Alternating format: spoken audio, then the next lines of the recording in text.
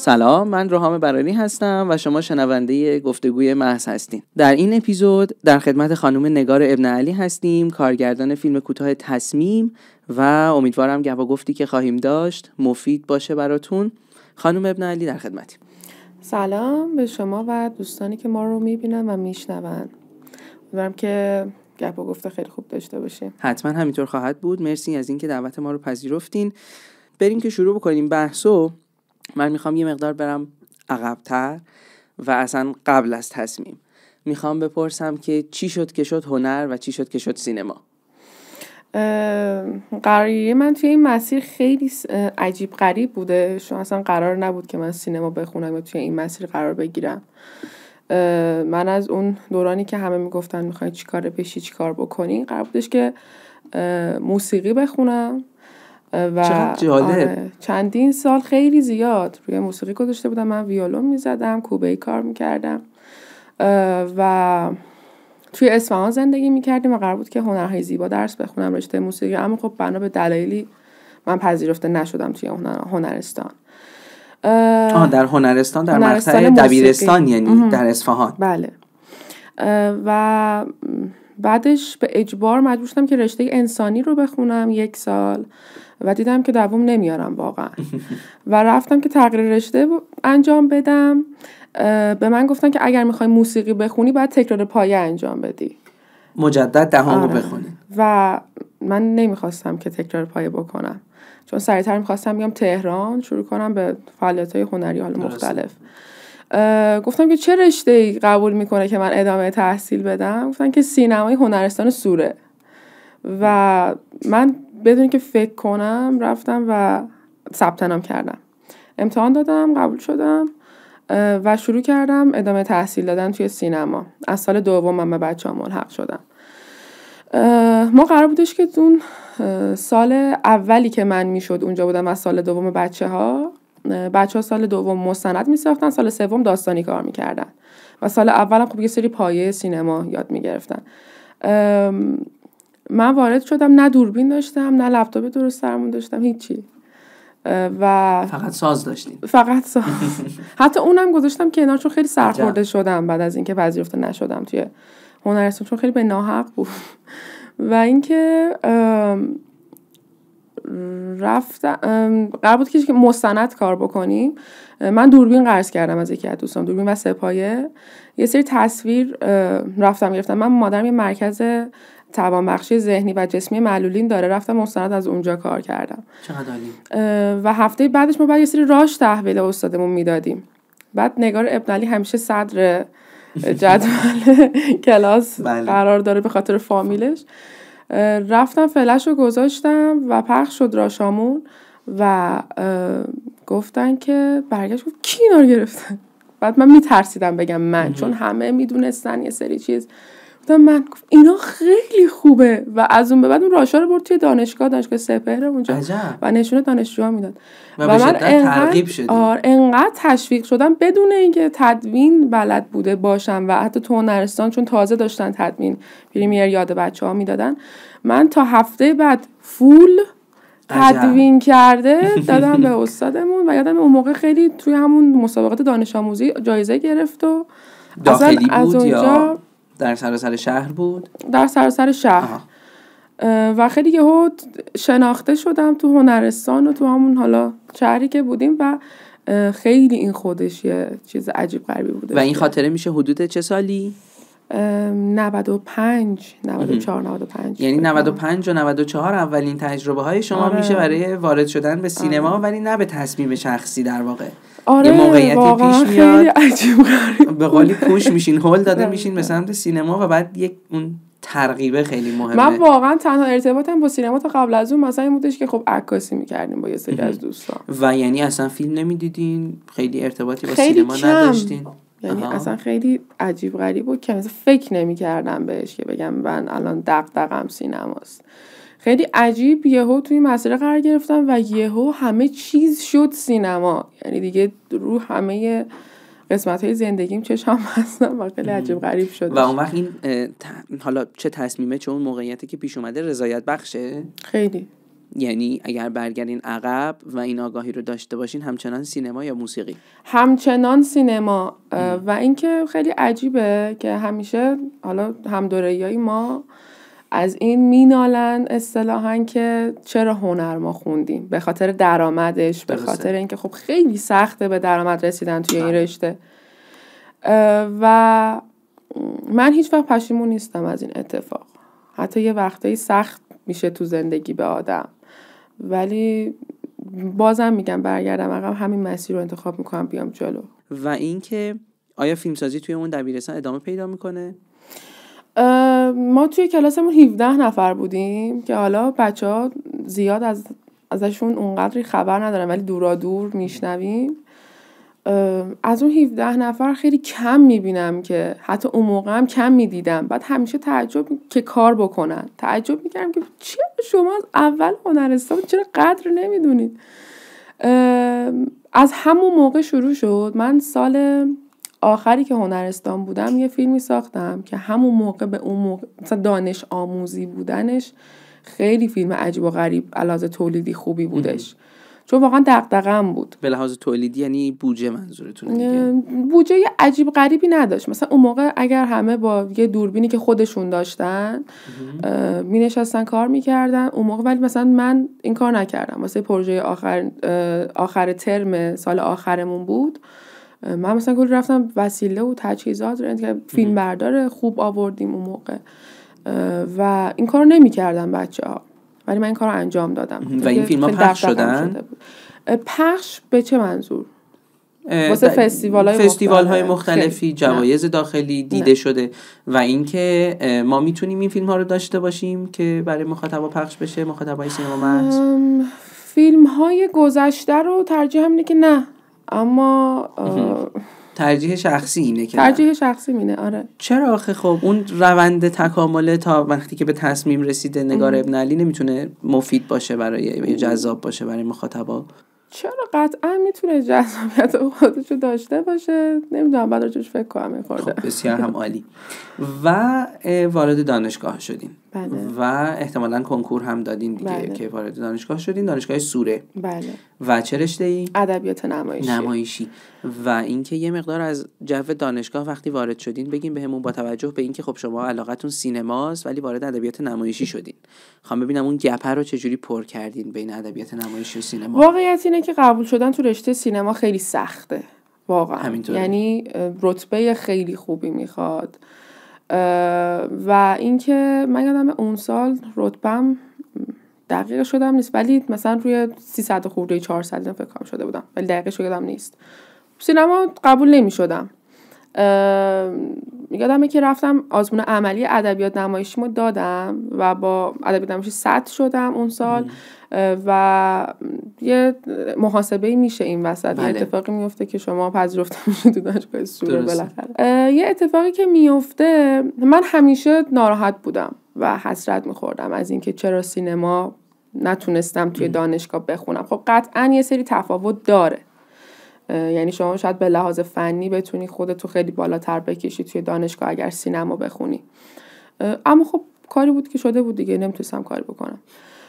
ولی من یه شانسی که آوردم این بودش که هنرستان سینما خوندم و همه جا هنوز که هنوزم میگم، یعنی من یه سری چیز تو زندگیم یاد گرفتم که شاید هیچ جا نمیتونستم یاد بگیرم و اونجا هنرستان بود. انقدر که ما استادای دلسوزی داشتیم. درسته. من یادم استاد احمدی، ما باشون فن سینما داشتیم چهارشنبه صبح تا عصر و انقدر این آقا شریف بود و هر چیزی که میدونست رو به ما یاد میداد. یه استاد دیگه هم داشتیم واسه فیلمنامه، آقای محسنی بودن. ایشون هم واقعا بی تاثیر نبود توی حالا مسیری که من انتخاب کردم و جلو رفتم، ولی چیزای اونا گفتن که هنوز من تو دانشگاه نشنیدم. شاید باورتون نشه. میفهمم. از این بابت میگم ناراحت نیستم چون هنرستان سینما خوندم. ولی خب اگر سینما میخوندم توی دانشگاه نمیدونم حالا چه تفاوتی تو مسیرم میکرد. و یه مبحث دیگه که راجع به دانشگاه وجود داره، یه تفکری هستش که بچه‌هایی که حالا خیلی گرایش به هنرم زیاد شده جدیدن دیگه، همه میخوان یه دستی حالا بزنن بهش، ولی بچه‌ای که هنر دارن میخونن و میخوان وارد دانشگاه بشن فکر میکنن الان وارد دانشگاه میشن و کلی مطلب یاد میگیرن. درست. اما واقعیت اینجوری نیست. یعنی دانشگاه در واقع یک جوی رو واسه شما درست میکنه که شما خودت بری دنبال اون چیزی که میخوای. آدمای خودت رو پیدا کنی، گروه‌های مختلف بتونی کانکشن بزنی با این طرف اون طرف. ولی دانشگاه واسه من حداقل تو دوره کارشناسیم چیزی نداشت که بگم الان یه عالمه علم به من اضافه شد. ولی آدمای مختلف رو پیدا کردم، از طریق اونا کانکشن‌های به بیرون از دانشگاه زدم و بی تاثیر نبود واقعا توی زندگی من. دوستان من معذرت خواهی میکنم، یکی از دوربین‌های ما سقوط کرد و من نمیدونم که، امیدوارم دوربین سالم باشه. نه خود دوربین نخورد خوشبختانه. دوربین نخورد، به گردن چیزت خورد. خب یه پایش رو حواس دارم. نیست. دقیقاً به گردنش. چی؟ چطوری؟ دوربینم خدا رو شکر نیست. ادامه بدیم. ادامه بدیم، ما سقوط کردیم شرمنده. من پیشنهاد میدم که توی بخش تصویری یوتیوب این سقوطه رو بذارین، یعنی اینکه اینجوری میفته توی یکی از پلاناتون باشه، خیلی جذابه. و میگفتین از دانشگاه که خیلی چیزی یاد نمیگیریم. آره. و اون وقت این که ادبیات آدمای خودتون رو باید پیدا کنی دیگه، درسته، یعنی از دانشگاه بشن. جو همورودی ها باید استفاده کرد در واقع. ولی خب اون وقت توی ادبیات نمایشی برامون بگین که این جو چطور بود. یعنی آیا بچه‌های دیگه‌ای هم در ادبیات نمایشی بودن که علاقه اصلیشون سینما بود و ادبیات نمایشی می‌خوندن؟ خیلی جالبه، تو ورودی ما خیلی بچه‌هایی بودن، ورودی 98 بودیم ما، خیلی بچه‌هایی بودن که دغدغه سینما داشتن و فعالیت می‌کردن بیرون. شما ورودی 98 بودین، یعنی سال اول رو در کرونا خوندین؟ بله. خیلی ما آنلاین گذروندیم. قشنگ یکی دو ترم ما میرفتیم دانشگاه، بعدش آنلاین شد. بیشتر از سال اول و دوم حداقل. آخه علاوه بر کرونا داستانای دیگه هم بود که ما آنلاین میشدیم دیگه. یعنی درسته. هر ترم به یک بهونه‌ای میگفتن کلاسای شما آنلاینه و نمیرفتیم دانشگاه. حتی کلاسای عملی. آره متاسفانه. چقدر حیف. آره یعنی ما ترمای آخر و ترمای اول، یعنی این وسط یه خلایی بود، ولی ما بچه‌ها با هم پرش می‌کردیم مثلا دغدغه نداشت. آره. ولی آره بچه‌هایی بودن که خیلی دغدغه سینما داشتن و این خیلی خوب بودش. ولی خب بچه‌هایی بودن که همون تئاتر کار می‌کردن، دغدغه‌شون اون بودش. ولی خب مثلا ماهایی که سینما کار می‌کردیم سعی می‌کردیم با هم دیگه ارتباط دوستانه‌ای داشته باشیم که بتونیم یه کاری انجام بدیم. درسته. و اینکه شما اون تحصیلات تکمیلی رو به قول معروف که ادامه دادین در مقطع ارشد، همچنان ادبیات نمایشی رو ادامه دادین. اونجا چرا نرفتین سینما؟ من جزء استعدادهای درخشان دانشگاه بودم، یعنی ارشد مستقیم شدم و واسه ارشد ببخشید برای دوستانی که نمیدونن، شنونده ها و بیننده هامون، ارشد مستقیم اینجوریه که شما دیگه کنکور نمیدین، خود دانشگاه تماس میگیرن، میگن شما به خاطر یک سری تبصره‌ای که داشتین میتونین بدون کنکور مستقیم وارد مقطع بعدی بشین. بله. و به من تماس گرفتن از دانشگاه و گفتن که 3 رشته میتونی بیای: ادبیات نمایشی، سینما و جلوه‌های ویژه. پس سینما هم جزو آپشناتون بوده اتفاقا؟ بله ولی ادامه و گفتن که سینما به یک شرط. گفتم سینما قطعا. سینما به یک شرط میتونی بیای. ما با یک نفری تماس گرفتیم که چندین وقت جواب ما رو نمیده از دانشجوها و اگه جواب داد میاد ثبت نام میکنه، یعنی باید ببینیم نظرش چی. اگه جواب نداد شما میتونی بیای. من دعا میکردم شبانه که جواب نده، ولی آره بچه‌های ورودی دیگه خودشون رسونده بودن به گوشش و اون میخواست سینما بخونه ارشد. اومد و پر شد دیگه، یعنی عجب. من نمیتونستم کاری بکنم، گفتم دیگه ارشد ادبیات نمایشی خونم. و اینکه آیا تفاوتی هم میکرد این دو مقطع با هم؟ تفاوت که دوره کارشناسی آدم باید لذت اون کلاسای عملی رو ببره دیگه. ارشد بیشتر پژوهشه و آره یعنی اصلا اونقدر شاید 2 کارگاه داشته باشین واقعا تو 2 ترم مختلف. و از اینجا من میخوام این مقدار وارد سوالات تخصصی تر بشم، این که اون وقت ادبیات نمایشی خواندن در دانشگاه به عنوان رشته اصلی چه کمکی میتونه بکنه به سینما در وهله اول؟ بزرگترین کمکی که به من کرد، حالا بر اساس تجربه هایی که سر ضبط هم داشتیم که حالا شاید جلوتر راجع بهش صحبت بکنیم، اینه که متن مهمترین چیزیه که شما به عنوان یک نویسنده، فیلمساز یا حالا هر چی توی سینما میتونین داشته باشین. فیلمنامه در واقع. دقیقاً. و ادبیات نمایشی شما میخونید یه دنیاییه که به نظرم توجه شما رو به این قضیه خیلی بیشتر میکنه. درسته که نمایشنامه هم هست کماکان کنارش، ولی شما فیلمنامه نویسی هم چندین واحد دارین و این خیلی کمک میکنه که شما بتونید تقویت کنی اون قضیه رو و مسیرتو درست سر پیش بری. و اینکه یعنی پیشنهادش میدین اگر یک کسی در حال حاضر حالا فیلم‌های کوتاه میسازه و سینما میخونه در مقطع کارشناسی، آیا پیشنهاد میدین ارشد ادبیات نمایشی بخونه؟ اگر به یک شرط پیشنهاد میدم، اگر به بحث فنی قضیه آگاهه، یعنی میدونه تصویر چیه، تا حدودی تدوین رو بلده و میدونه که میتونه خارج از دانشگاه اینا رو تقویت بکنه، میتونه بره ادبیات نمایشی بخونه. یعنی توی رشته سینما فکر میکنم بیشتر، یعنی ما در کنار حالا چیزهای دیگه بستگی به گرایشمون داره، ولی داریم یاد میگیریم که بالاخره تصویر چیه، تدوین چیه. کلاسای مثلا تو دانشگاه سوره با بهرام دهقانی تدوین بچه‌ها میگذرن. اگه میتونه اینا رو بیرون تقویت کنه، آره میتونه ادبیات نمایشی بخونه، بعد ببینه دغدغه خودش در مرحله اول چیه. ولی مجموعاً قطعاً میتونه کمک بکنه از نظر شما. و اینکه از تجربتون در فیلم ژیروس بگین، ژیروس یا ژیروس، و اینکه اون فیلم رو با چه عواملی کار کردین؟ همه دانشجو بودیم. درسته. بعد اینکه این خیلی سوال مهمیه، چون همیشه خیلی دغدغه است برای دانشجوها، این که ما با عوامل، البته اینو یه مقدار جلوتر یه مقدار بیشتر روش صحبت میکنیم، ولی میخوام ببینم که توی ژیروس توی ژیروس در سال 99 تجربه همکاری که با عوامل دانشجو داشتین اینو نشون داد که با دانشجوها کار کردن بهتره یا با عوامل حرفه‌ای تر کار کردن بهتره؟ یعنی الان میخوام تصمیم رو با ژیروس یه مقدار مقایسه بکنیم. خب این سوال میتونم بهش جواب بدم که ربط داره به اینکه شما تو چه مرحله‌ای هستی.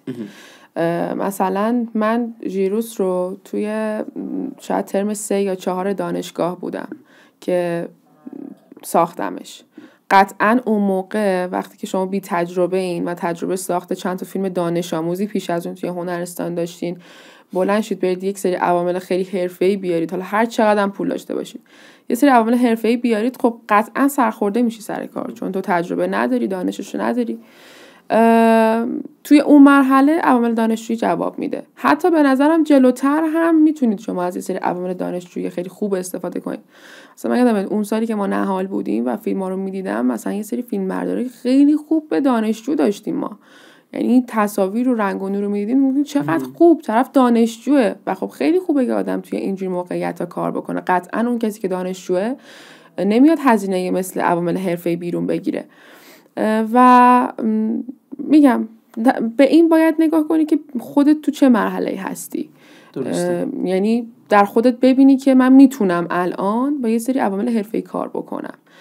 اگر تونستی که خب چقدر عالی. یعنی کار کردن با عوامل حرفه‌ای که اصلا یه دانشگاه و یه کارگاه جداست، یعنی اینقدر عجیب غریبه، آموزنده است بیشتر، خیلی زیاد خیلی. و اینکه اون وقت شما توی فیلم‌های دیگه هم به عنوان بخشی از عوامل حضور داشتین، حالا از انواع دستیاری‌ها، از انواع تدارکات؟ دستیار و تدوینگر بیشتر. از تجربتون بگین برامون، چون قطعا میتونه مفید باشه. من توی این تجربه‌ای که داشتم، تدوینه خیلی توی کارگردانی بهم کمک کرد، خیلی زیاد. یعنی این پیشنهاد میکنم هر کسی که داره شروع میکنه کارگردانی رو و میخواد فیلم بسازه، فیلم کوتاه کارگردانی کنه، یا حتی الان داره انجام میده ولی تدوین رو بلد نیست، همین الان آب دستش بذاره زمین بره تدوین یاد بگیره. اینقدر که توی تفکر شما تاثیر داره. حتی یک نویسنده هم به نظرم اگه تدوین بلد باشه بد نیستش، چون خیلی عجیب غریب کمک میکنه روی، یعنی به نظرم تدوین رو ذهن آدم تاثیر میذاره. و این تدوینه به نظرم تقویت شد تو کارهای مختلف.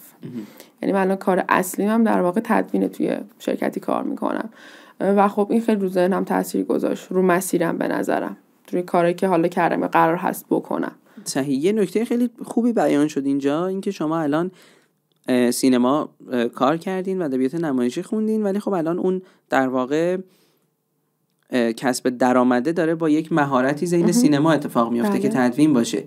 اینو چطور بهش رسیدین؟ آیا اینطوره که کسی که کارش خوبه میتونه بره حتما توی شرکتی یا جایی تدوین بکنه و اینکه اگر این کار رو انجام میده چطور میتونه بیشتر ازش استفاده بکنه؟ یعنی آیا به عنوان یک سری مثلا راشای آموزشی بهش نگاه بکنه یا اینکه نه اتفاقا باید که خیلی به عنوان کار بهش نگاه کرد و اون فیلمسازی هدف اصلی باشه؟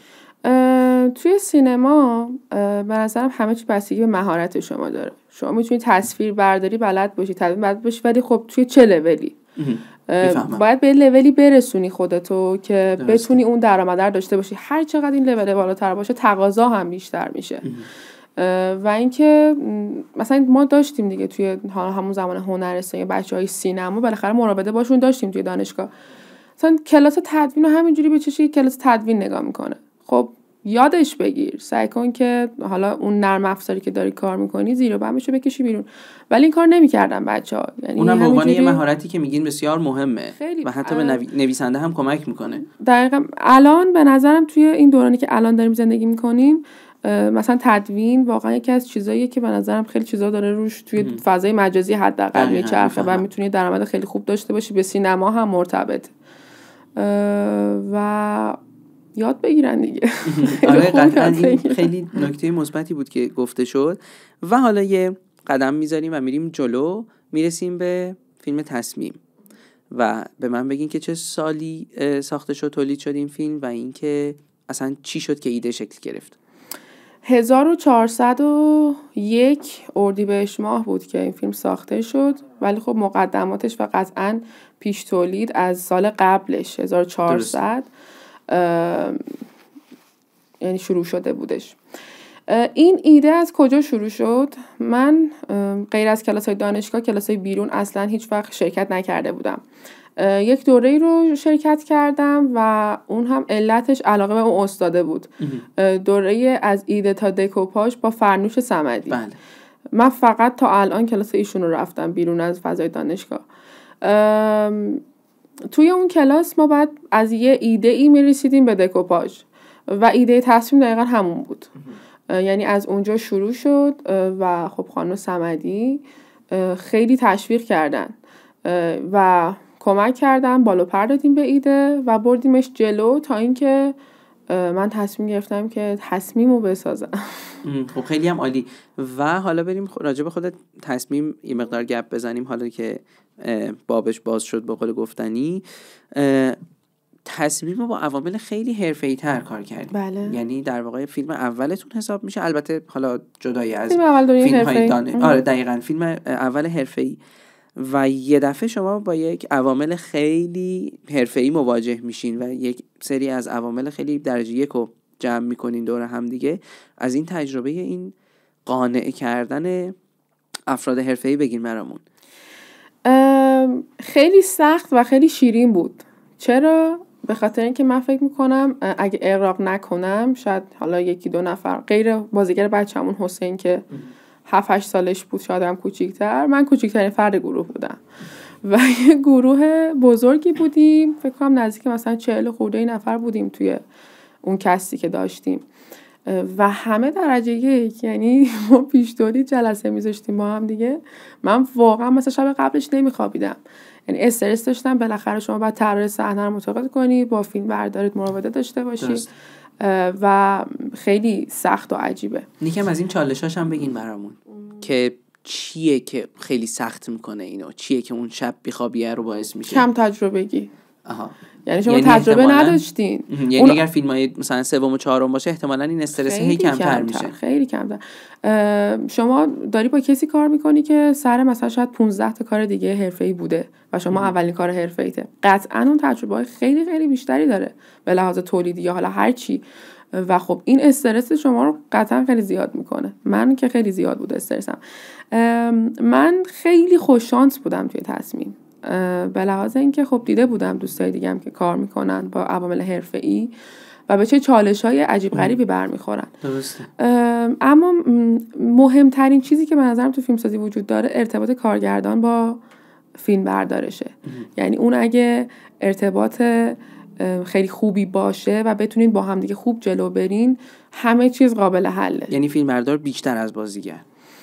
بیشتر از بازیگر نیست ولی کمتر از اونم نیست. محسن حسینی فیلمبردار ما بودش و من خیلی استرس داشتم واسه مواجهه با ایشون، واسه جلسه اول که رفتیم من یه سری دکوپاژ دفترچه آماده کرده بودم که با هم دیگه راجبش صحبت کنیم و اینقدر استرس داشتم که اونم متوجه شده بود. ولی بعد که 1-2 ساعت از جلسمون گذشت فهمیدم که چقدر همراهه و درک میکنه که تو استرس داری، تو کار اولته. و خیلی جالب بود سر کار با محسن حسینی پیشنهاد میداد، چون وقتی که شما فیلم اولی هستین و دارین با یک سری آدم حرفه‌ای کار میکنین ممکنه به شما تحمیل کنن درسته. که این کار رو انجام بده. محسن حسینی پیشنهاد میداد، تو میتونستی بپذیری، میتونستی نپذیری، میتونستی کار اشتباه قدیم تو ادامه بدی یا پیشنهاد. ولی در نهایت نظر کارگردان باقی میمونه. دقیقاً اینش خیلی خوب بود توی تصمیم.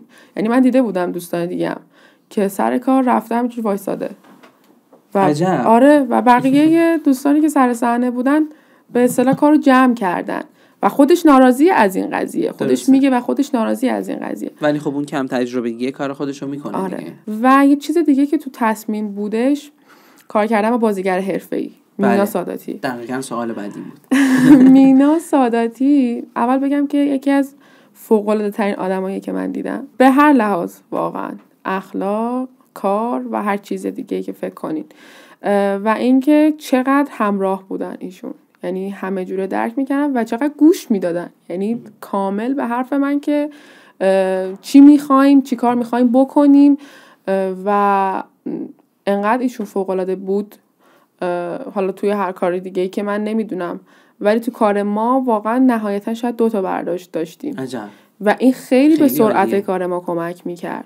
بازیگر پسرمون هم همینطور، حسین شهبازی، خب خیلی پرتجربه است با اون سنی که داره، ولی از لحاظ بازیگر ما انقدر شانس آورده بودیم که میتونستیم رو چیزای دیگه وقت بذاریم. و همین چی شد که تصمیم گرفتین اصلا با بازیگر به قول معروف شناخته شده کار بکنین؟ چون میدونین خیلی انتخاب سختیه خیلی برای فیلم اول خصوصا، و چون اونها شما هم خیلی سخت اعتماد میکنن. همین دقیقاً میخوام اون روند، اون قانع کردن بازیگر. خب و یه چیزی که بی تاثیر نبود قطعاً کسایی بود که توی این پروژه داشتن کار میکردن. ما مجری طرحمون علی عسکری بودش و خب قطعاً به خاطر اعتباری که ایشون داشت خیلی از آدمایی که سر پروژه ما بودن به خاطر کسی که منو نمیشناخت به خاطر ایشون اومده بودن و داشتن با ما کار میکردن. قطعاً اونها بی تاثیر نیستن و بعد میرید جلو باید سعی کنید متقاعد کنید که من میخوام این کار رو انجام بدم و میتونم یه اعتماد سازی بکنم که شما به من این اعتماد رو بکنید و بیاین سر پروژه من. و این یه روندیه که باید توش قرار بگیرین تا بتونید متوجهش بشین چی میشه. و اینکه چی شد که به نظرم بعد بخوایدش، یعنی احساس کردم که دیگه شاید نتونم با یک بازیگری که حالا چیز نیست کار بکنم. منظورم این نبود که چرا خانوم چرا بازیگر شناخته شده در واقع. من یه چیزی که دارم، حالا شاید بقیه نویسنده و فیلمسازا هم داشته باشن نمیدونم، موقعی که دارم مینویسم متنمو خیلی تصورش میکنم با بازیگر، یعنی اصلا عجیب غریب اول قاب میاد تو ذهنم بعد میام مینویسمش و از اول من این آدم تو ذهنم بود. یعنی الان حتی فیلم‌های بلندم که دارم می‌نویسم همچین چیزی هست تو ذهن من. یعنی نقش رو برای یک بازیگر می‌نویسین، برای اون نیست. شما یک کاراکتر مثلا زن خلق می‌کنید ولی نمیتونه که سرش سفید باشه تو ذهن شما، یه قیافه‌ای داره، یه تصوری داره. دقیقاً همون بودش و همون باید میبود. یعنی من همه تلاشم میکردم که اتفاق بیفته و خب شنیده بودم از اطرافیانم که چقدر میتونه تجربه عجیب و غریب و لذت بخشی باشه کار کردن با بازیگر حرفه‌ای و شما یه جایی بعد واردش بشید. درسته. و خب الان ما 2 تا وزنه سنگین در واقع اینجا داریم. یکی عوامل خیلی خب حرفه‌ای تره که شما میگین که اصلا بخش بزرگی از عوامل به خاطر آقای اسمشون از ذهنم پرید، آقای عسگری بوده که پذیرفتن و اومدن داخل فیلم و داخل گروه. این چقدر میتونه به خود فیلم کمک بکنه؟ به لحاظ کیفیت نمیگم اما به لحاظ اون بخت پس از تولید میگم. خیلی میتونه کمک کنه. اون سلامت کار حداقلش توی ایران. خب اگر شما بازم اینجا یه بحث رو من باز کنم، شما باید ببینید که چه فیلم سازی هستید. مثلا من فیلم سازی هم که مخاطب برام مهمه، این یک. من فیلم سازی هم که جشنواره و فستیوال، یعنی من فیلمساز جشنواره برویی ام، فقط برام اهمیت داره که برم فلان جشنواره 12 تا 13 تا بیشتر جشنواره شرکت کنم و جایزه بگیرم. به نظرم این از این دو تا حالت خارج نیست. یعنی فیلم رو برای جشنواره و برای جایزه میسازین؟ اگر نه، من اینجوری نیستم. میگم فیلمساز از این دو تا به نظرم خارج نیستش. من آدم جشنواره‌ای نیستم اصلا. یعنی حتی الان این چیزایی هم که واسه فیلم پیش اومده خوشحالم بابتش، ولی اینجوری نبود که بگم خب من بسازم برم فلان جشنواره. یعنی اصلا به نظر من کار اشتباهیه فیلم سازی برای یک جشنواره. پس خودت چی میشی مثلا به عنوان فیلمساز؟ ولی میدونم که توی ایران اون کسته مهمه. حالا سالای پیش آره، ولی هر سال داره عوض میشه همه چیز. یعنی یه سال میبینید کسته مهم بوده، او چه کستی بوده، چه فیلمایی رفتن با چه گروهایی. یه سال دیگه میبینید نه همش رو متن بوده. یعنی شما اگه واقعا میخوای واسه جشنواره فیلم بسازی باید اینو دنبال کنی. یعنی پس لزوما هم اینطور نیست که یک بیگ پروداکشن یا داشتن یک بیگ پروداکشن کمک میکنه به لزوما دیده شدن بهتر فیلم شما. نه و حتی این اون بازیگر داخلش هم این نیست. نه به نظرم این نیست که بگی اگه من فلان فیلم با فلان بودجه با فلان بازیگر بسازم قطعاً میره و اصطلاحاً میترکونه. اصلا اینجوری نیست. حتی در ایران هم اینطور نیست. فکر نمی کنم. کمتر. بازم میگم بستگی داره که دید شما چی باشه نسبت بهش. میفهمم. ولی من میتونم بگم نه اینجوری نیستش. چون دیدم کارهای دیگر رو بالاخره. الان گفته شد که جشنواره ها هر سال اون دیدشون عوض میشه. یعنی یک سال متن مهمه، یک سال ممکنه مثلا تدوین مهم باشه، یک سال ممکنه عوامل مهم باشه. این بر چه اساسی به نظرتون تغییر میکنه؟ بر چه سیاست هایی میچرخه؟ ببینید جشنواره ها دارن توسط یه سری آدم اداره میشن. در نهایت مال هر کشوری هر جایی باشه و هر سال این داورها تغییر میکنه، آدما تغییر میکنن و هر چقدر هم بگید نه من باز نمیتونم قبول بکنم. جشنواره طبق سلیقه آدم ها جلو میره. یعنی درسته یه سری استاندارد رو در نظر میگیرن که بر چه اساسی اومده، چجوری بیا چجوری بره، ولی چیزی که مهمه اون داورها هستن که در نهایت سلیقه‌شون داره دخالت میکنه توی قضاوت داوری که نسبت به شما دارن و اینه. چون هر سال آدما عوض میشن، هر سال جشنواره تغییر میکنن، به خاطر این هست. و اون وقت این که رفتن فیلم به جشنواره چه داخلی چه خارجی کلا همیشه یکی از دغدغه‌های دانشجوهای خصوصا سینما و حالا کسایی که کار فیلمسازی فیلم کوتاه انجام میدن هست. فیلم چطوری پخش شد؟ مهمترین بخش فیلمسازی بعد از متن پخششه. یعنی اون روند تولید بالاخره اتفاق میفته، خوب یا بد میرید جلو. حالا اونم اهمیت داره، حالا هرچی در جایگاه خودش دارم اغراق میکنم، ولی واسه یه فیلم کوتاه انقدر که پخشش اهمیت داره هیچ چیز دیگه به نظر مهم نیست توی پس تولیدتون. ما با یک کمپانی به نام اسن استودیو کار کردیم که توی ایتالیا بودش. صاحبش یک آقای هست به نام کریستیان و ما با ایشون کار کردیم همون سال، یعنی چند ماهی گذشت. و اصلا چطور ارتباط گرفتین؟ این ارتباطه میتونه خیلی جالب باشه. تجربه هایی که علی عسگری داشت و فکر کنم چند تا کار باش انجام داده بود و خب تجربه موفقی داشتش. و آقای عسگری مجری طرح توی تیتراژ خوردن. و آیا این پخش کردنه حالا در فیلم شما اینطور بوده که بر عهده مجری طرح بوده یا اینکه تهیه کننده باید این کار رو انجام بده؟ خب مجری طرح قطعاً میاد معرفی میکنه یه سری عوامل و راه جلوی پای شما میذاره. پیشنهادات علی عسگری به ما انجام میشد و حالا تهیه کننده تصمیم میگرفت که چه کاری انجام بده. تصمیم گیرنده نهایی تهیه کننده شماست. معرفی کرد، آپشناش رو گفت، چندین تا پخش کننده و خب تهیه کننده ما ایشون رو انتخاب کردن به خاطر حالا مزایایی که داشتن، ارتباطاتی که با جشنواره‌های خارجی بودش. درسته. و اون بودجه چطوری تامین شده؟ تهیه کننده بودجه اون شرکتی که مسئولیت پخش رو بر عهده گرفتن قاعدتاً یک مبلغی رو دریافت کردن. این آیا بر عهده تهیه کننده بوده؟ بله. آیا بر عهده خودتون بوده؟ نه، همه چیز به عهده تهیه کننده بود توی فیلم تصمیم از 0 تا 100 و قطعا پخش هم همینطور. و ما اینجا وصل میشیم به یکی از مهمترین سوالاتی که همیشه دغدغه است. اصلا چطور تهیه کننده باید پیدا کرد؟ حتی الان هم دغدغه است واسه من.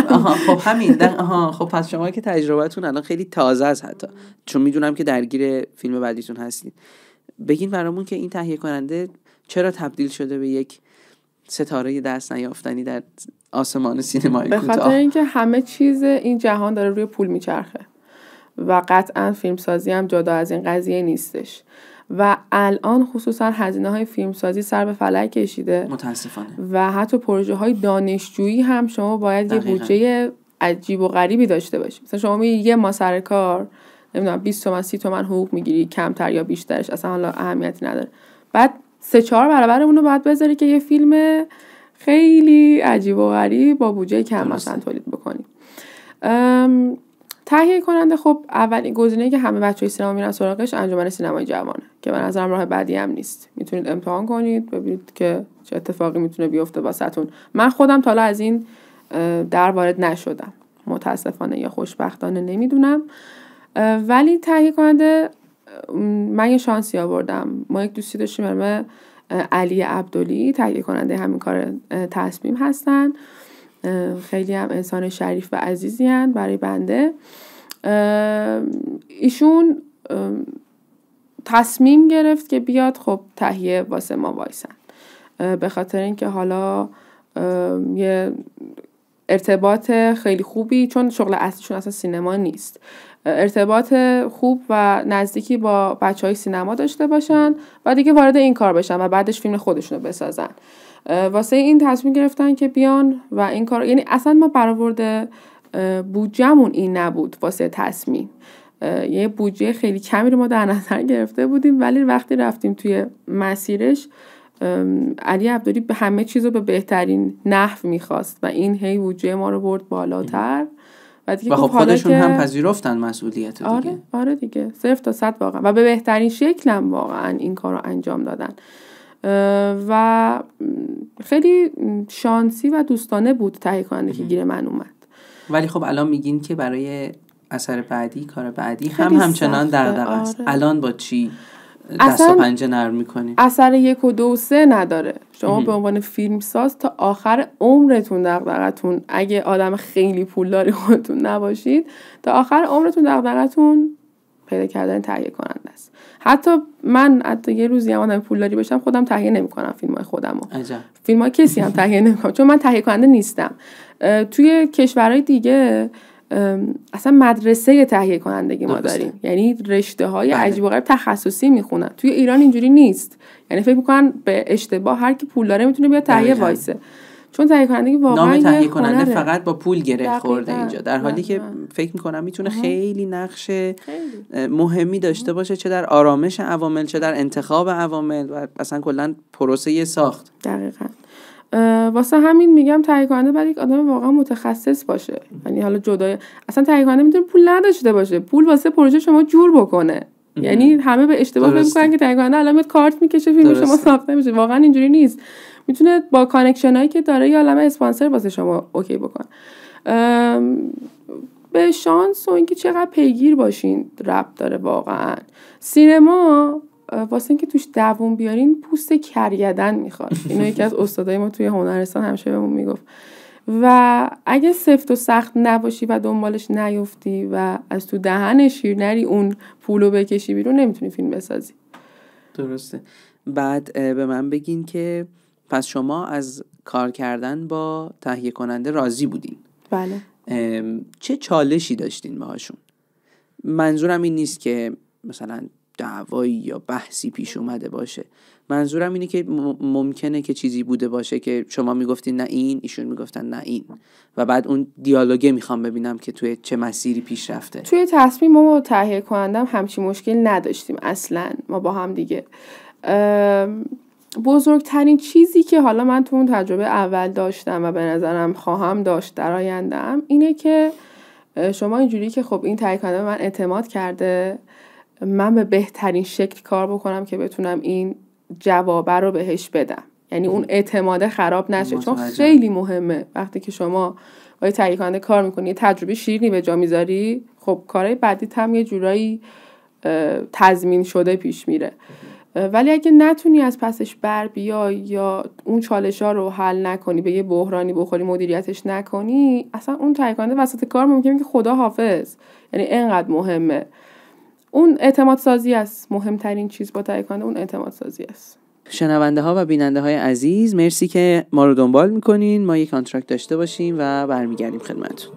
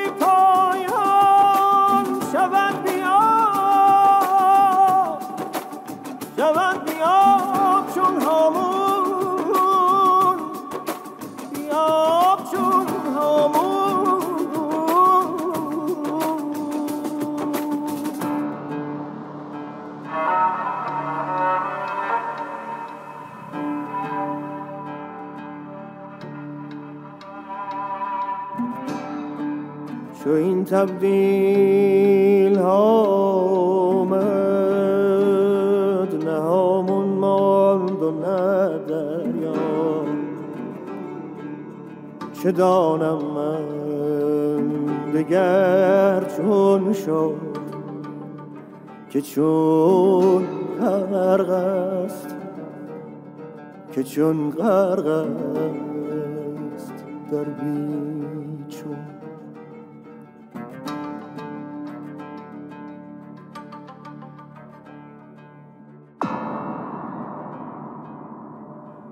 چه ظالم‌های بسیار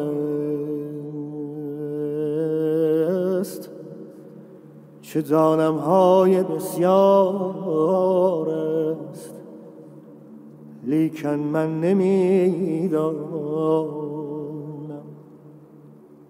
که خوردم از دهان بندی در این دریا، در این دریا. کفی افیون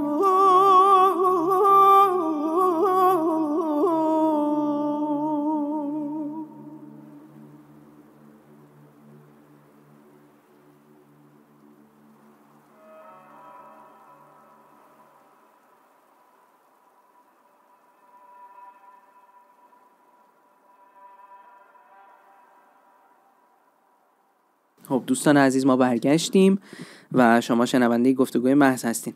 ادامه بدیم گفتگومون رو. میخوام یه مقدار برگردم حالا به قبل از تولید تصمیم. توی پیش تولید چه چیزایی رو داشتین؟ چه اتفاقاتی افتاده؟ چه چالشایی رو داشتین؟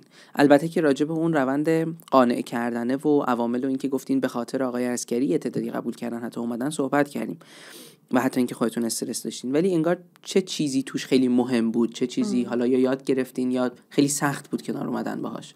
یه چیز خیلی مهمی که من توی دوره خانم فرنوش صمدی یاد گرفتم و ایشون از اهمیتش برامون صحبت کرد که خیلی از فیلمسازا حداقل داخل ایران این کار رو انجام نمیدن، این بودش که شما به عنوان کارگردان و کسی که دارید اون گروه رو رهبری میکنید برنامه ریزی داشته باشید. و اون برنامه ریزی چیه؟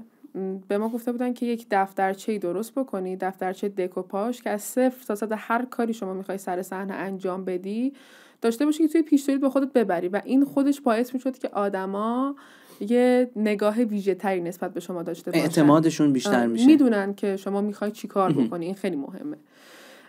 و من دقیقاً یه دفترچه خیلی عجیب و غریب پر از برگه داشتم که استوری بورد داشت، پلان از بالا داشت، توضیح صحنه داشت، پلان به پلان، یعنی میدونستم و واقعا کل فیلمی که فاینال دیده میشه همونیه که تو اون دفترچه هست. اینقدر این برنامه‌ریزی مهمه. به نظرم به عنوان یک فیلم ساز و یک کارگردان مهمترین چیز این برنامه‌ریزی است که یک روند خیلی طولانی ها، قشنگ 2-3 ماهی ممکنه طول بکشه، چون هر کدوم از اینایی که میخوایم بگیرین نیاز داره واقعا به فکر کردن. بعد اینکه ما الان تو آنتراکت صحبت میکردیم، شما یک مدیر تولید خیلی درجه 1 داشتین و یه ذره از این همراهی با مدیر تولید خیلی درجه 1 بگین برامون. مدیر تولید ما محمد عسکری بودش که یک مدیر تولید بسیار با تجربه است و این مدیر تولیدی که ما داشتیم توی این کار نمیذاش آب تو دل کسی تکون بخوره و یعنی میخوام بگم که چقدر تک تک آدمایی که توی برج کار میکنن میتونن به خودی خودشون مؤثر باشن که تا بعد این همه وقت راجبش صحبت کنی و تعریف کنی راجبش. و اون مدیر تولید باعث شد که ما انقدر چالش نداشته باشیم سر کار. یعنی ما مثلا توی لوکیشنی که داشتیم پمپ بنزین بود، ما 3 روز توی پمپ بنزین بودیم، یه روز توی اتوبان پلانای کارمانتیمون رو داشتیم میگرفتیم. و کارمانتون ابزاری هست که روی کاپوت ماشین نصب میشه برای گرفتن نماهای ماشین و واقعا اگر این مدیر تولید و تیم تدارکاتمون نبود امکان پذیر نبودش، یعنی ممکن بود به خیلی چالش‌های عجیب و غریبی بخوریم. مثلا توی پمپ بنزین یه عالمه آدم جمع می‌شدن، فیلم برداری چیه، چی کار دارید می‌کنین؟ یا مثلا حتی میومدن بهمون گیر میدادن سر مجوز که مجوزتون رو ببینیم، شما مثلا یه سینموبیل به این بزرگی سر کار هست. آدمایی که نمی‌دونیم کیان، لباس مثلا شخصی بودن شاید، ولی مدیر تولیدمون حلش می‌کرد به راحتی. یعنی خیلی این باعث می‌شد که فوکوس من روی حل مشکلات پیرامونم نباشه، روی کاری باشه که میخوام انجام بدم. درسته. بعد اینکه از همون پیش تولید با مدیر تولیدتون در ارتباط بودین؟ بله. یعنی خب این یعنی قبل از اینکه گروه باشه مدیر تولید بود. خب این چقدر تونست تاثیر بذاره؟ خیلی زیاد. یعنی تاثیر فوق‌العاده خیلی خوبی داشت.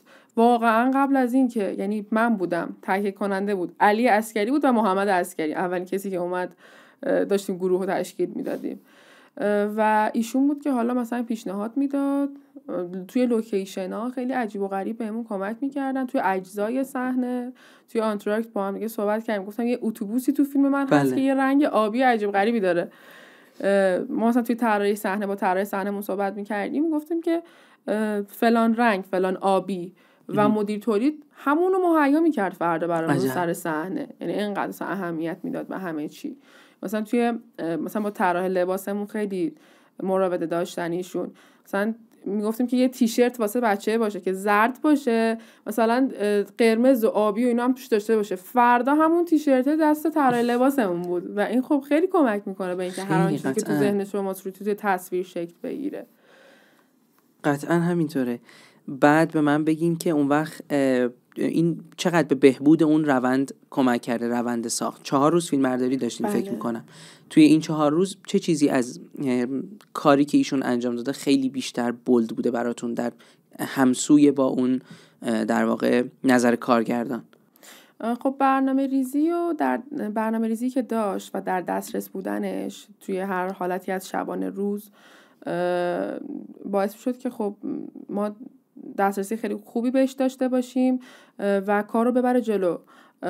و اینکه آدم با تجربه‌ای بودش، یعنی با تمام چالش‌هایی که فکر می‌کرد قرار هست پیش بیاد همون اول پیشگیری می‌کرد. یعنی مشخص بود که این آدم قبلا یک چالشی باهاش روبرو شده و دیگه نمیذاره سر این کار پیش بیاد. درسته. و این احتمالاً به خاطر اینه که ایشون تو روند پیش تولید حضور داشتن، چون اگر یه دفعه اضافه بشن رنگی داشتن توی پیش تولید ما در جریان تمامی، یعنی استارت کار تا میانه و تولید و همه چی بودن. ولی سر صحنه از حضورش بخوام بگم اینجوری بودش که خب مثلا ما مثلا نیاز داشتیم که راشامون سریع به دست تدوینگر برسه، یه چیزی جابجا بشه و خب خیلی آدم عجیب و غریب در و فرز و خوبی، نمیدونم دیگه چجوری باید توصیفش کنم. نه کاملا میفهمم. امیدوارم که واقعا همیشه گروه‌های سینمایی پر باشه از چنین افراد مسئولیت پذیری. من که همیشه به خودشم گفتم اینو، حالا اگر اینو دید و شنید گفتم که من تا آخر عمرم هر پروژه‌ای بخوام ببندم قطعا با محمد عسکری کار می‌کنم. و اون وقت توی خود روند تولید احتمالاً یه سری چیزایی بوده که هم از حیث، چون فیلم کوتاه همیشه باید خیلی طبق اون برنامه چیده شده پیش بره، چون هم خب بودجه محدوده، تا یه سری روز مشخص باید تموم بشه و اینها، قاعدتاً یک سری چالش‌ها ایجاد میشه. حتی با اینکه شما خیلی با لطافت این فیلم رو رد کردین و ساختین در واقع، اما یعنی منظورم از لطافت اون خوششانسی است و اون چالش‌های کمشه. اما حالا یه سری چیزا از حیث جابجا شدن زمانی یا اینها، یا مثلا نورپردازی که احتمالاً خیلی زمان بیشتری رو میگیره سر صحنه، یه مقدار از این برامون بگین که چطوری با این کنار اومدین. نورپردازی که ما گروه تصویرمون بچه‌ها که درجه 1 بودن، یعنی هیچ چیزی نیاز نبود ما بگیم یا استرس رو داشته باشیم، اینقدر که تایم بندی دقیق داشتن، کارشون رو میدونستن. و راجع به چالش، حالا خیلی هم چیز نکنم، یه خاطره جالبی راجع به صحنه بگم. حتما. ما از ساعت 7 شب 8 شب آفیش میشدیم تا 6 صبح که نور نداشتیم. بله. یعنی نور می اومد. روز آخر یک پلانی فیلم داره، حالا نمیدونم تصویری ازش میخوایم بزنیم ولی همه جا هست، یعنی بیان تو پیج من ببینن میبینن که مینا ساداتی توی یک آینه شکسته داره خودشو نگاه میکنه. اون تصویر رو همه میگفتن نگیر و من دیگه داشت اشکم در میومد. گفتن کاری نمیکنه، این از این تصویراست که میگیری و بعدن تو تدوین اصلا به کارت نمیاد. روز آخر ساعت 5:50 صبح من اصرار کردم که الان همه پلان تموم شده، اینو بگیریم. 10 دقیقه قبل از طلوع. 10 دقیقه، یعنی واقعا بچه‌ها حتی نور رو یه سری تغییرات دادن که شبیه به پلانای قبل بشه، شبمون بشه. و ما گرفتیم و بعد که فیلم تدوین شد همین گفتن که چه کار خوبی کردی که انقدر اصرار کردی که ما اینو بگیم، چون کل اون باره فیلم احساس می‌کنم یه بخشش داره رو اون پلانه اگه اون نبود انگار دیگه واقعا خالی بود اون فیلم. درسته. و اینجاست که آدم باید به اون غریزه اعتماد کنه. و خب اون پیشنهاد خانم صمدی که اون دفترچه باشه و از قبل چیده شده باشه تو ذهن کارگردان، اون باعث میشه، چون خیلی ها هستن که میرن سر صحنه با توجه به پیشنهاد حالا عوامل حرفه‌ای تری که دارن، یه سری کارا رو، یه سری پنالا رو نمیگیرن، یه سری کارا رو انجام میدن، بعد ازشون استفاده نمیکنن، یا اینکه میگن کاش سر صحنه گرفته بودیم. ولی نه دیگه، وقتی با دست پر برین سر صحنه. ما یک منشی صحنه خیلی درجه 1 هم داشتیم، سمانه اسکندری، که اون دفترچه دائم دست سمانه بود و اون یادآوری میکرد که این مونده، اینو نگرفتی. مثلا گفتم دیگه مثلا از این صرف نظر کردم میخوام فلان چیزو به جاش بگیرم، خب نه اینم بعدش بوده، این ربط داره به اون یکی، یعنی اینم خیلی کمک میکرد. خب ایشون هم مسلط بودن، یعنی خیلی آره، اونم آدم با تجربه بود، خیلی هم عالی. واقعا همچین تجربه‌ای رو آرزو میکنم همه داشته باشن.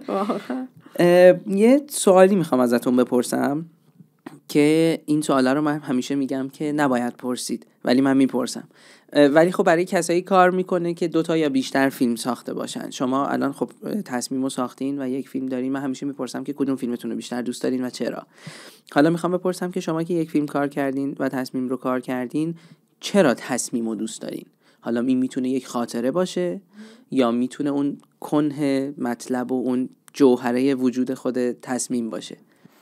2 تا دلیل میتونم براش بیارم. اولین دلیلش اینه که اولین فیلمی بود در زندگی من ها، تو این روندی که مسیری که طی کردم ساختم، همون چیزی بود که تو ذهنم شکل گرفت و اومد تصویر شد، مو به مو، پلان به پلان. یعنی تا قبل از اون هم گفتیم خب به فلان مشکل برخوردیم، ولش کنیم، این دیگه چیز دیگه میشه، پیشنهاد میدادن. ولی تصمیم همون چیزی بود که من نوشتم رو کاغذ و آوردمش توی تصویر.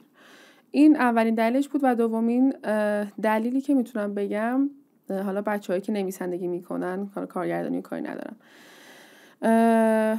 با اون کاراکتری که مینویسی، حالا خانم‌ها بیشتر میتونن کاراکتر زنانه خلق کنن، ولی خب آقایونی هم داشتیم که کاراکترهای فوق‌العاده زنی خلق کردن.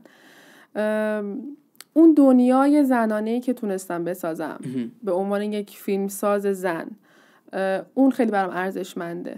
اون که بتونم یک دغدغه‌ای رو، نمیخوام بگم حرف بزرگی بزنم، دغدغه یک کاراکتری که زن هستش و شاید من بتونم اون موقعی که اون هست رو تجربه کنم، یا یک زن دیگه بتونه تجربه کنه، اونو به تصویر کشیدن خیلی برام ارزشمند بود توی تصمیم. مثلا همین احساس میکنم اگه کار دیگه هم بسازم شاید این خیلی برام ویژه باشه، چون اولینش بوده. میفهمم، درسته. بعد اینکه ما الان صحبت میکردیم توی فاصله آنتراکت، یه توضیحی به من دادین راجع به این که دلیل این که در خارج از کشور خیلی این فیلم دوست داشته شد این بود که یک سوالی رو برانگیخت برای جامعه خارج از ایران که با یک سری چیزا آشنا نیستن. من میخوام خودتون بیشتر بگین برامون، من اضافه نکنم چیزی رو. موضوعی که خیلی براشون غریب بود حضانت فرزند بودش. یعنی اصلا بیگانن با این قضیه. عجیب بود که توی یک جغرافیایی وجود داره که ممکنه یک زن و مرد تو ازدواجشون به مشکل بر بخورن و سر یک بچه دعوا کنن، یعنی بخوان با اون بچه همدیگر رو آزار بدن تو این مسیره. اصلا قفله براشون انگار این مرحله اونجا. و این خیلی براشون عجیب بود. یعنی خیلیا اکران شده بود فیلم، اون طرف رفته بودن راجبش خونده بودن که چرا این اتفاق میتونه بیفته اینجا و فهمیده بودن که حالا به خاطر یه سری حق و حقوقی هست که ندارن شاید به صورت و اونا دارن، پیشفرض داده نمیشه به زنان. و این نکته جالب بود براشون چون نمیدونستن دیگه. و همیشه هم توی جشنواره‌های بین‌المللی، توی سینمای بین‌المللشون اگه دقت کرده باشین موضوعاتی جالبه و توجه رو به خودش جلب میکنه که محدود به اون جغرافیاه هستش. یعنی به عنوان یک فیلمساز اگه میخوای یک فیلم بسازی که بره جشنواره دیده بشه یا مثلا به همون اصطلاح میگن بترکونه، یه موضوعی داشته باشی که منحصر به جغرافیای زندگی تو باشه، واسه اونا جالب باشه، شاید این اتفاق بتونه بیفته. درسته. این به منزله اینه که لزوما یک فیلم شخصی بشه یا اینکه یک فیلم واجد یک چیز جدید باشه؟ جدید که واسه اونا جدید خب باشه. همون، یعنی منظورم اینه که برای اون جامعه مخاطب خارج از کشور. مثلا نمیدونم چه مثالی اینجا بزنم، حالا همین راجع به فیلم خودمون یا نمیدونم خیلی از چیزا ما تو ایران داریم اصلا جای دیگه غریبه براشون. مثلا یه سری رسم و رسومات، مثلا توی یه سری قومای بومیمون یه سری رسم و رسوم داریم که خب خیلی هم فیلم رفته اون طرف جایزه گرفته راجبشون، اونا نمیدونن چیه و درسته. اون که نمیدونن چیه براشون جالب میشه و باعث میشه اینقدر دیده بشه، جایزه بگیره حتی. یعنی بچه‌ای که دوست دارن به این سمت برن به نظرم فوکوسشون بزنن رو همچین چیزی، به نظرم جواب میگیره. آیا به نظرتون این دقیقاً همون آفتی نیست که اون وقت سینمای ایران، سینمای کوتاه ایران دچارش شده؟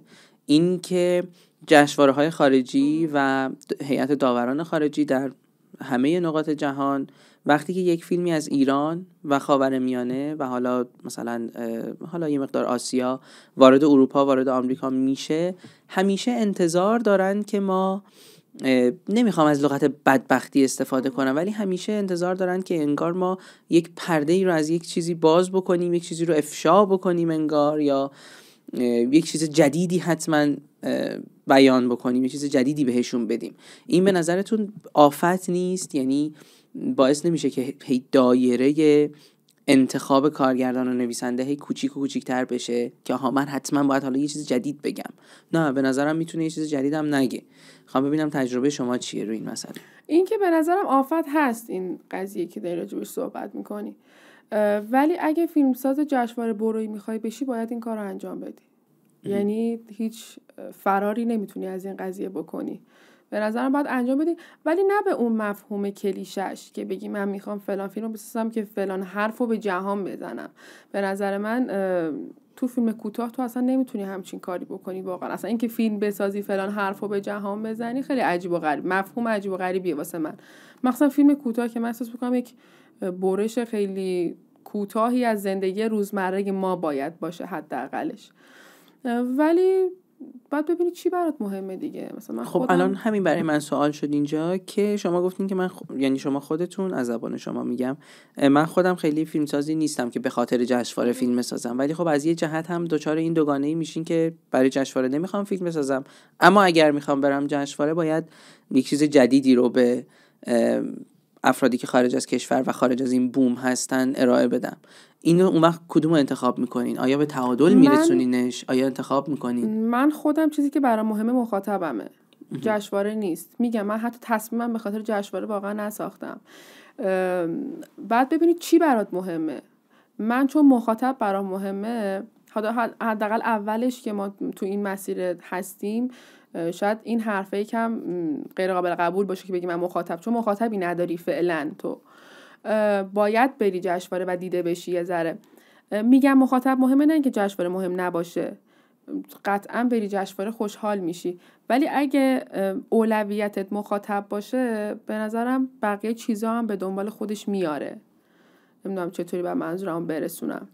یعنی فیلم میسازی که اون چیزی که تو ذهنت هست رو به مخاطب نشون بدی، ولی خب ممکنه مورد پسند چند تا جشنواره هم واقع بشه. متوجهم. خب الان شما اینجا یه جمله‌ای گفتین که این دقیقاً منو وصل می‌کنه به سوال بعدی و اون اینه که شما گفتین که میرین جشنواره که دیده بشین و خب قطعاً وقتی که یک فیلم در یک جشنواره‌ای و هر چقدر خب تعدادش بیشتر باشه قاعدتاً به تبع بالاتر این مسئله، وقتی که میریم جشنواره برای اینه که دیده بشیم، برای اینه که اون کارگردان شناخته بشه و خب احتمالاً بتونه کارهای بعدی رو بهتر انجام بده.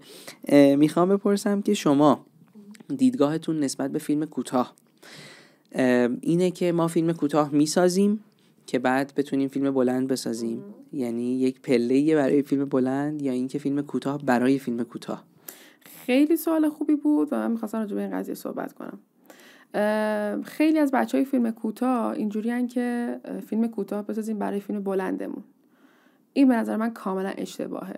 فیلم کوتاه یک چیزه، فیلم بلندم یک چیزه. یعنی شما نمیتونی فیلم کوتاه بسازی مشق کنی که فیلم بلندتو خوب بسازی. واقعا این نیست. یعنی شما اگه فیلم کوتاه میسازی باید همین رو بسازی بری جلو دیگه. این نیستش که بگی تو آدم موفقی میشی واسه اینکه الان میخوای بری یک فیلم 1.5 ساعت دیگه بسازی. چون من دوستانی داشتم واقعا فیلم کوتاه ساختن بلند و واقعا تو اون فیلم کوتاه خیلی موفق تر بودن تا اون فیلم بلند. یعنی اصلا دلیل بر این نیستش که تو اگه فیلم کوتاه خوبی میسازی میتونی فیلم بلند خوبی هم بسازی، چون کاملا دو تا دنیای متفاوتن با هم دیگه. و فیلم کوتاه برای فیلم کوتاه، یعنی اصلا نمیتونم هیچ ربطی بدم. خب ولی حالا جالبه، استنباط من از حرفاتون در طول این اپیزود اتفاقا دقیقاً این بود که شما فیلم کوتاه خودتون ساختین که فیلم بلند بسازین. چون الان شما تصمیم رو ساختین که بلافاصله، یعنی بعد تو صحبتاتون متوجه شدم که الان روی فیلم بلند دارین کار میکنین، حداقل روی یه طرح یا روی فیلمنامش. خب این رونده خیلی سریع داره اتفاق میفته، یعنی شما یک فیلم کوتاه ساختین، موفق شد، بلافاصله فیلم بلند. این خیلی بیشتر به نظرم شبیه اتفاقا اون پله هست. نه، من فیلم کوتاهو یه دنیای دیگه میدونم. یعنی اگر بخوام توی این مسیر ادامه بدم، فیلم کوتاه میسازم ولی توی دنیای خودش. فیلم بلندم بخوام بسازم توی دنیای خودش. حالا نمیدونم کدوم موفق تر پیش برم، بالاخره آدم امتحان میکنه، ولی اینجوری نیست که بگم فیلم کوتاه میسازم واسه اینکه تمرین بکنم که فیلم بلند بسازم. اصلا همچین تفکری ندارم. یعنی اگه همچین چیزی برداشت میشه این نیستش واقعا. اینجوریه که الان من دارم روی طرح بلند کار میکنم، اما طرح کوتاه هم دارم. یعنی اون دنیای فیلم کوتاه برام کاملا متمایزه از اون دنیای فیلم بلند، مثل نمیدونم سریال، فیلم بلند، همه اینا با هم دیگه فرق میکنن. درسته. میتونیم بگیم که بیشتر از چه جهاتی متفاوتن؟ جهانی که خلق میکنی، یعنی یه سری استانداردهای فیلمنامه نویسی که قطعا هستش، ولی جهانی که خلق میکنی نوعش متفاوته تو اون دنیای بلند. مثلا همه فکر میکنن اون زمانه اهمیت داره، ولی در واقع این نیست. کلن مدل داستانگویی فیلم کوتاه و فیلم بلند متفاوته، یعنی نمیتونی واقعا کنار هم دیگه با هم مقایسهشون بکنی. درسته، بسیار نکته درستی. و اینکه این سوالم جز سوالای ثابته و خب به نظرم سوال ارزشمندی هم هست. اینکه از دیدگاه شما که خب فیلم کوتاه ساختین، فیلم موفقی هم بوده و خب همچنان هم در سینما مشغولین، اصلا آیا امیدی هست به بقای فیلم کوتاه خصوصا در ایران با توجه به شرایط اجتماعی، سیاسی، اقتصادی و هر چیزی که الان ما در ایران داریم و باهاش سر و کله میزنیم به قول معروف؟ آیا اصلا فیلم کوتاه بقا پیدا میکنه، ادامه پیدا میکنه؟ به نظر من آره. خیلی سال هست که هست، مونده و میمونه. یعنی به نظرم شرایط عوض بشه، باز ما خودمون رو با اون شرایط هماهنگ میکنیمش و چیزی نیست که از بین بره. حداقل میدونم که سینما چیزی نیست که از بین بره، چه کوتاهش چه بلندش، و کسایی همیشه هستن که تو این مسیر قدم گذاشتن و عاشقشن و همه جوره انگار زندگیشون رو میتونن وقف این کار بکنن و به نظرم این آدما میمونن. یعنی همینجوری هی نسل به نسلم جای قبلی ها رو میگیرن و واسه همین به نظرم هیچ وقت از بین نمیره. خب بعد اون وقت اینجا الان یک سوال ثانویه پیش میاد و اون اینه که اصلا حالا این فیلم کوتاه به بقای خودش هم ادامه میده و نظر من هم اینه که به بقای خودش ادامه میده، اما اصلا چه کارکردی داره؟ اصلا چرا باید فیلم کوتاه ساخت؟ یکی از کارکرداش میتونه این باشه که خب آره پله فیلم بلند باشه، یک سری هستن که این دیدگاهو دارن قاعدتاً، اما شما که این دیدگاه رو ندارین با چه عینکی به فیلم کوتاه نگاه میکنین؟ نظرتون راجبش چیه؟ کارکردش به نظرتون چیه؟ این سوال عجیبیه، به خاطر اینکه مثلا مثل اینه که بپرسین که چرا داری سینما کار میکنی؟ خب مثلا یکی از شما چرا داری سینما کار میکنی، چه جوابی بهش میدی؟ چون دوست داری دیگه، دوست داری یک جهانی خلق بکنی و بقیه اون جهان تو رو ببینن، با دیدن بهش ورود پیدا بکنن. همیشه مثلا یکی من پرسه چرا داری سینما، چرا فیلم میسازی، همین جواب بهش میدم و این جواب منه، نمیدونم جواب بقیه چی میتونه باشه، ولی صرفا واسه این که بقیه رو وارد جهان ذهنی خودت بکنی. بسیار هم خوب. و به عنوان سوال پایانی، این که شما خب فیلم موفقی رو ساختین، در جشنواره‌های متعدد بودین و در دانشگاه هم سینما خوندین و خب بالاخره یه تجربیاتی بوده که یه کسی که تازه میخواد وارد بشه به عرصه فیلم کوتاه ساختن خیلی میتونه ازش استفاده بکنه. میخوام بپرسم که اگر شما بخواین به کسانی که تازه دارن وارد میشن به این عرصه یک مشاوره بدین، یک نکته‌ای رو بگین، چی بهشون میگین؟ 2 نکته بهش میگم و به نظرم اگه این 2 نکته رو آدم در نظر بگیره خیلی عجیب و غریب میتونه توی این مسیر بتازونه، نه که پیش بره. خیلی پیشرفت کنه. نکته اول این که قبلتر تو صحبتام هم گفتم، سینما خیلی رو و جنم میخواد.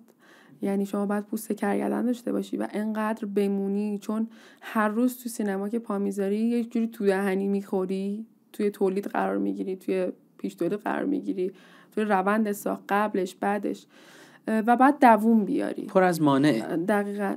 و اگه دووم بیاری و جلو بری و بتونی این بحران‌ها رو حل بکنی، مدیریت بکنی، میرسی به یه جایی. اگر جا بزنی نه. پس به نظرم این نکته اول باشه. و نکته دوم، من چیزی که دور برم دیدم و بهتون میگم.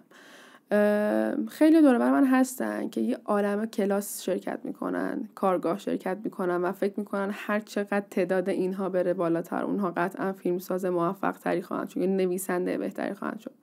یا مثلا شخصی هستش که کلی کتاب خونده و کلی آگاهی داره ولی شروع نمیکنه.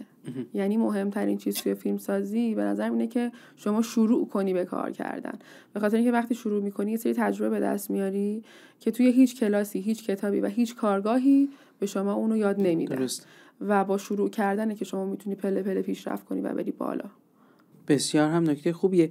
من الان یک چیزی گفته شد اینجا یادم اومد که این میتونه سوال آخر نباشه، میخوام برگردم عقب.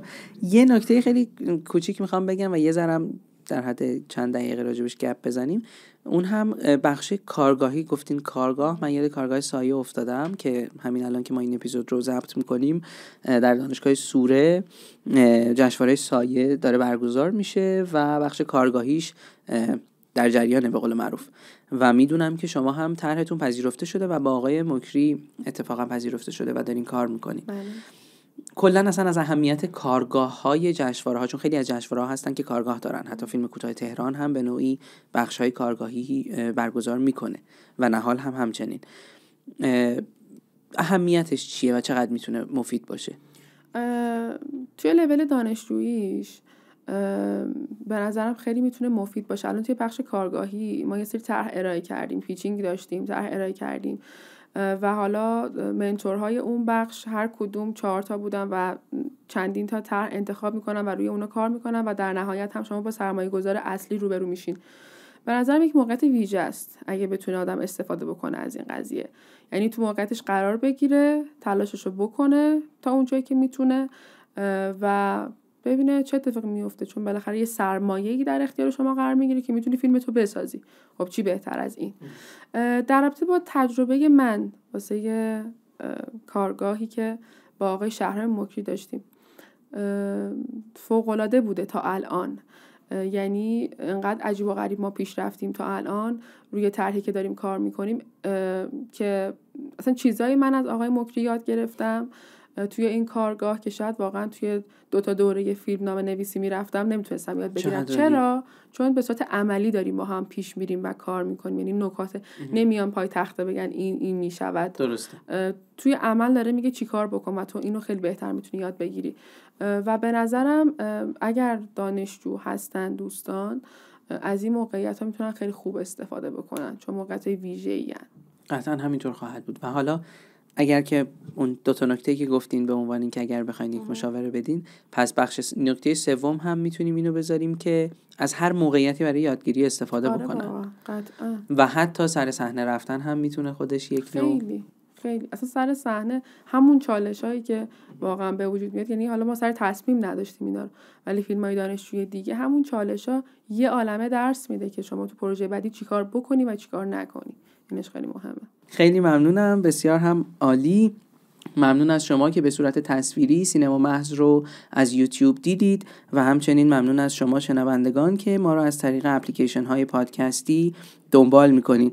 ما بسیار خوشحال میشیم اگر که از طریق اپلیکیشن هایی مثل تلگرام یا بخش کامنت اینستاگرام یا کست باکس با ما در ارتباط باشین و ما حتما پیام های شما رو میخونیم. خیلی ممنونم که با ما به گفتگو نشستین. قربان شما.